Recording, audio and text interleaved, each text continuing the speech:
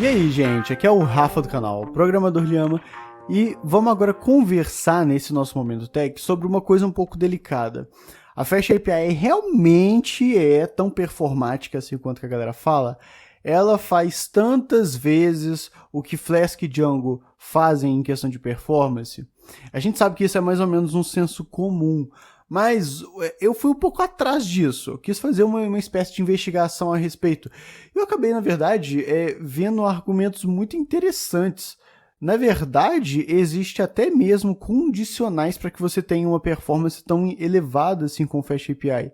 Eu quero apresentar tudo que eu andei investigando aqui e levantar esse debate com você hoje. Esse é o nosso quadro Momento Tech, em que a gente se reúne toda segunda, quarta e sexta às 8 horas da manhã para falar um pouco sobre programação, carreira e as tendências no mercado de tecnologia. Então, pessoal, a primeira coisa que eu tive foi um pouco dessa curiosidade para saber se a Fast API realmente é tão performática assim, se comparada a Flask e Django.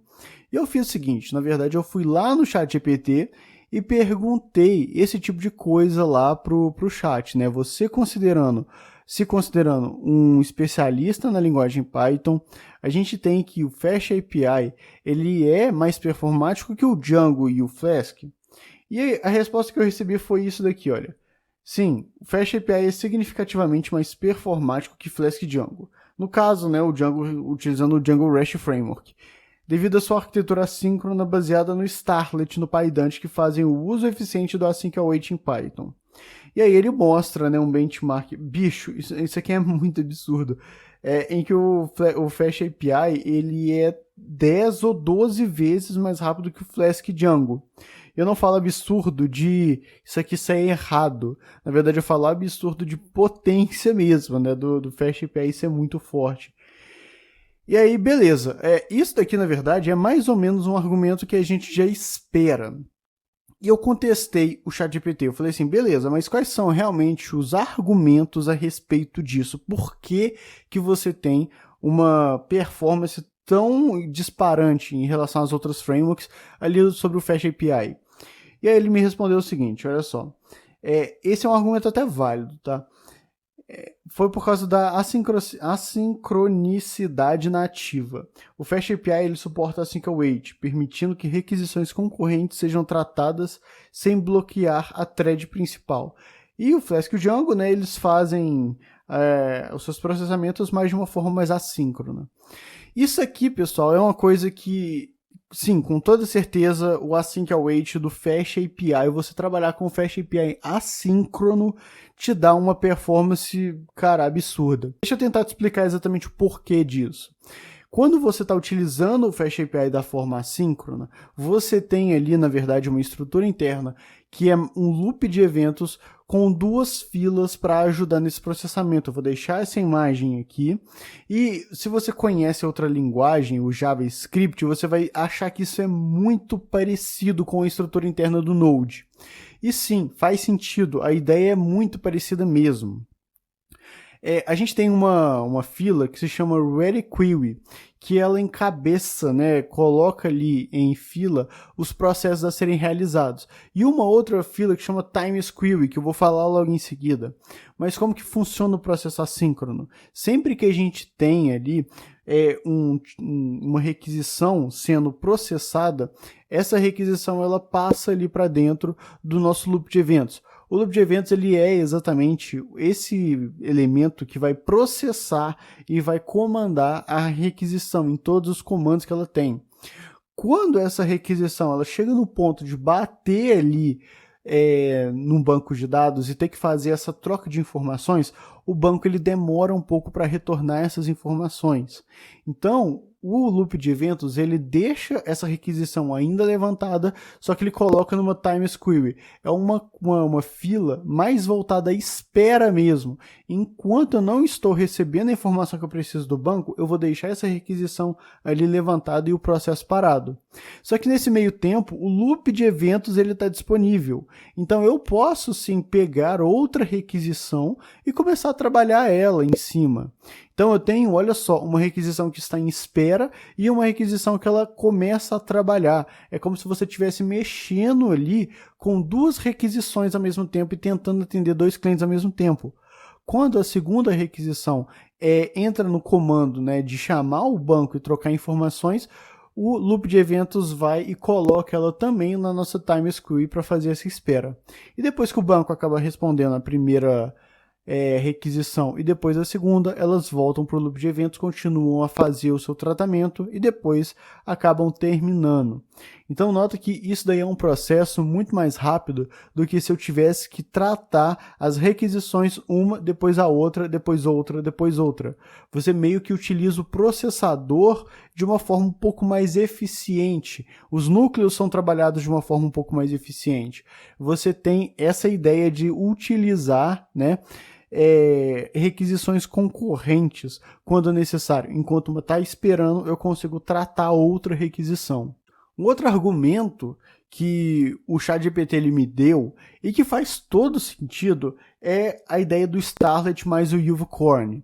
E olha só, o FastAPI ele utiliza o Starlet como framework assíncrono e o Unicorn como um Gated Interface assíncrono, né, um server assíncrono, que são otimizados para alto desempenho. Já no Flask e o Django eles usam um servidor mais síncrono, que não lida bem com concorrência em alta escala. Isso aqui é muito interessante, tá? Porque, na verdade, essa framework aqui, Starlet, ela é uma framework assim como o Flask, o FastAPI e o Django. Você consegue criar rotas ali, você consegue utilizar, né, ela no seu projeto. Olha só, isso aqui é um código que eu andei dando uma olhada de como que a gente realmente faz um Hello World em Starlet. Eu achei até bonitinho, cara. Eu realmente achei legal. A diferença é que você tem essa framework, que é o Starlet, que ela é uma framework muito mais empacotada. Então, alguns outros recursos, na verdade, nós não temos. O que o FastAPI faz aqui, de acordo, né, com essas pesquisas, é que ele utiliza o Starlet mais o PyDantic, mais o OpenAPI, mais o Swagger e mais validações automáticas, né?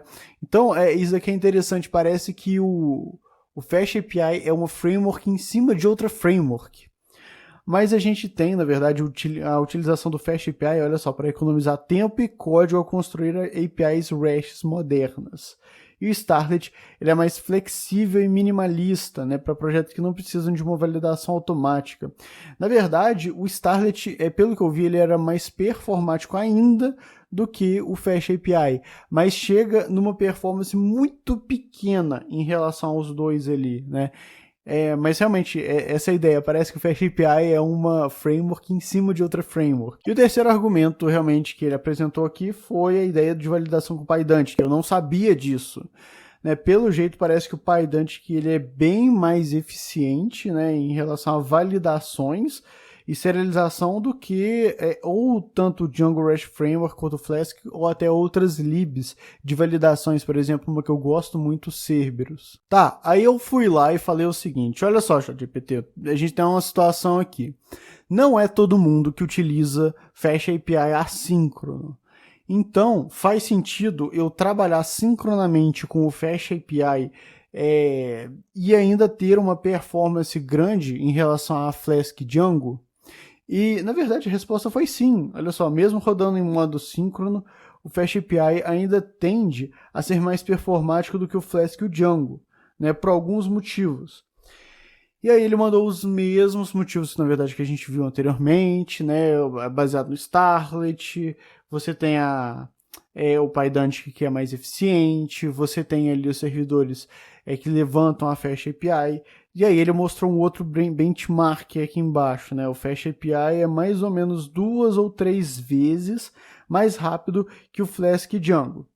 Aí eu contestei isso daqui. Não, peraí, ô ChatGPT, pelo amor de Deus, cara, de onde é que você está tirando esses números, né? De onde é que você está tirando esses benchmarks aí que você está vendo por aí? E aí, na verdade, ele deu um somebody love aqui, né? Olha só, os benchmarks mencionados na minha primeira resposta são baseados em diversos testes independentes feitos pela comunidade. Assim, olha, eu não duvido tanto não, tá? Eu não duvido tanto, mas GitHub discussões técnicas. No entanto, é importante destacar que o número exato pode variar conforme o ambiente, configuração e carga de trabalho específico. Então foi o famoso, cara, eu vi por aí e é muito por isso daqui, né? Mas aí eu comecei a contestar um pouco o ChatGPT em relação a isso. E ele falou que uma das grandes configurações que a gente tem, principalmente para ver performance na Fast API, isso me matou, cara, foi a ORM. Olha só, ORM impacta bastante no desempenho. E isso daí, meu amigo, eu tenho que falar, isso alugou um triplex na minha cabeça. A maioria dos benchmarks de alto desempenho não usam ORM, pois frameworks como Django ORM, SQL Alchemy, o SQL Alchemy adicionam overhead significativo. Com ORM, a diferença entre Flask e Django diminui, pois o gargalo passa a ser o banco de dados e não a framework. E, cara, na verdade, isso realmente alugou um triplex na minha cabeça, porque eu pensei, poxa, o quão será que isso impacta, principalmente nas nossas aplicações? Significa que se eu utilizar o Fast API e o Flask, mesmo as duas utilizando uma ORM, significa que eu vou ter comparações em relação a ela? Significa que a gente vai ter, né, aplicações que mesmo utilizando o Fast API vão estar ali na mesma velocidade, mais ou menos? Então eu acabei, né, pesquisando um pouco sobre isso, eu acabei achando também uma discussão lá no Reddit, e eu achei ela bem interessante, né, lá no tópico do Fast API. Lendo benchmarks com tecnologia de forma errada, o Fast API é realmente lento, né? Título totalmente sensacionalista. Se você utiliza o Fast API e SQL Alchemy, esta postagem é para você. Se você não estiver usando essas duas magníficas peças de tecnologias juntas, continue lendo. Então, olha só, na verdade, aquele tópico ele falou o seguinte, né? Você verá como o Fast API junto com o SQL Alchemy é bastante lento, no mesmo nível do Django. Acho que nenhuma pessoa em sã escreveria SQL Alchemy bruto em 2024, discordo, mas toda a velocidade será perdida por causa do ORM. Compare-o no Tech Empower. Esse Tech Empower é um lugar, né, um site um pouco mais geral para se fazer benchmarks e ver, né, como é que as tecnologias são comparadas. Com o Django, Next.js, Nextfly, você verá que ambos são muitas vezes mais rápidos que o Fast API. O problema é que não temos nenhum ORM rápido em Python, por causa de como a linguagem funciona. Isso daqui foi interessante pra caramba. A ORM, ela pode impactar sim. E aí eu acabei dando uma olhada em outros benchmarks feitos por aí, e um que eu confio mesmo é de um cara chamado Travis Long, em que ele disponibiliza os modos em que ele fez o benchmark dele, em que ele disponibiliza os jeitos, as configurações e até o código que ele utilizou, principalmente em Python com Fast API, Flask e outras linguagens ali. E realmente, no ranking que ele faz, depois da pesquisa dele, ele vê que o Fast API, utilizando, olha só, um Postgres assíncrono, e o JSON para você compactar, né, a sua resposta JSON, e o G-Unicorn, utilizando 4 workers, teve o 4º lugar ali em relação aos rankings, né, de performance das linguagens com suas frameworks e mais as configurações que estão ali. E eu achei isso aqui, na verdade, muito interessante, sabe? Porque o grande vilão, na verdade, é o ORM. E, assim, meio que a gente já entende isso, mas eu nunca parei para realmente dar uma olhada em relação a isso. Aqui no benchmark desse cara, do Travis Long, realmente ele faz outras comparações. Fast API, ele sempre acaba ficando ali em cima, né? Então, é uma framework, sim, bastante performática, mas a ideia é que você tenha para essa alta performance, né, uma ideia de não utilizar ORMs. ORMs parece que são os vilões em relação a desenvolvimento de software aqui em Python. Bom, pessoal, isso daqui foi tudo que eu acabei vendo, né? A conclusão é que realmente Fast API é sim, bicho, é de verdade uma framework bem mais performática do que Flask e Django, isso daí eu não tenho dúvida, seja assincronamente ou seja sincronamente. Agora, o grande ofensor realmente são as ORMs, né? Eu, particularmente, vou continuar sim a trabalhar com ARMs, não vejo muito problema com isso. Agora, se eu precisar de uma alta performance, aí talvez eu veja um conector mais direto em bancos de dados. Enquanto eu não precisar dessa alta performance nos meus projetos, eu não vejo nenhum problema ficar utilizando as ORMs. Bom, eu vou deixar agora essa discussão com você. O que você acha disso tudo que eu te mostrei? Você concorda com o que eu estou falando? Você discorda disso? Você ainda acha que o ORM não impacta, na verdade, em como que a Fast API trabalha, em como que o nosso sistema web trabalha? Cara, a conclusão fica totalmente com você. Eu te mostrei tudo e a gente vai conversando e trocando essa ideia. Bom, galera, eu fico por aqui. Foi muito bom ter trazido isso daqui tudo. A gente se vê nos nossos próximos Momentos Techs e até mais.